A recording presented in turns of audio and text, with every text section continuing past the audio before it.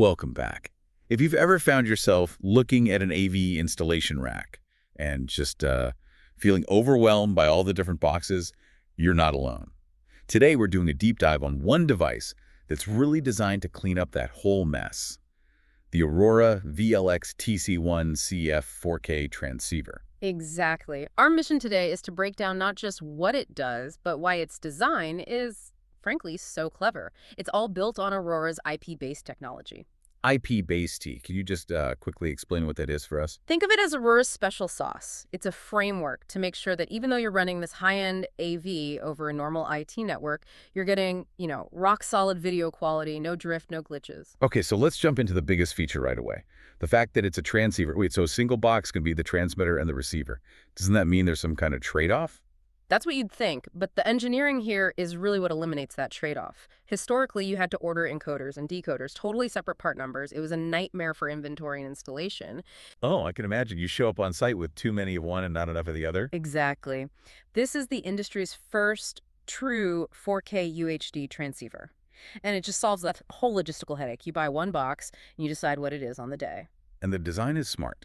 So as a transmitter, it's got two HDMI inputs, and the output can be a loop out. Right, for a local monitor. But then as a receiver, you can pick between the local inputs or the network source. That's incredibly flexible. It is. Okay, so that handles the logistics, Yeah. but let's talk performance. The big claim here is visually lossless 4K video over a standard 1 Gbps network. I mean, how does that math even work? Raw 4K is huge. It's all about the compression. They're using a really efficient 8-to-1 compression. The genius part is that it's engineered to minimize the artifacts that integrators, usually hate, so it looks lossless to the human eye. Right. And you get to avoid telling the client they need a massive, expensive 10 gig network upgrade. That's the key. And what about speed? Latency is always the killer. It's incredibly fast. We're talking just 1.5 frames of latency, so that's about 25 milliseconds. It's perfect for anything interactive. And it's power over Ethernet, right? PoE. Yep. So you don't need to have a power outlet right there. It also handles all the modern content protection, HDCP 2.2, HDMI 2.0, all of that. Okay, so we've got video covered. But a modern system needs more. What about control and audio and data? This is where it gets really versatile.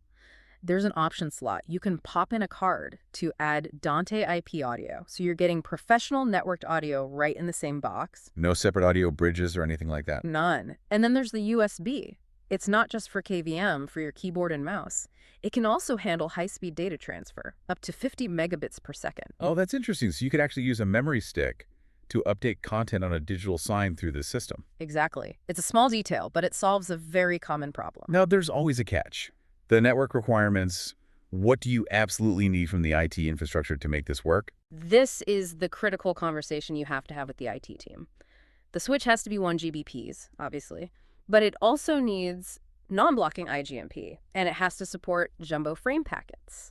Break those down for us. Why are they so important? Well, IGMP makes sure the video traffic only goes where it's supposed to, so you don't flood the whole network.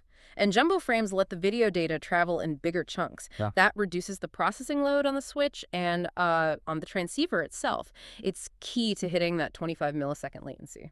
Okay, last thing. You noted that it's TAA compliant and tariff-free. Why should someone installing this in, say, a corporate boardroom care about that? For anyone working on government contracts, federal, state, anything, TAA compliance is often mandatory. It means it's made in the U.S. or a friendly country.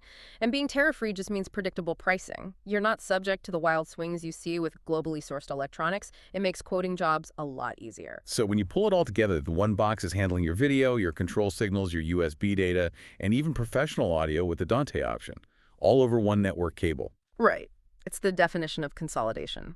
Which brings me to a final thought for you to consider. Go for it.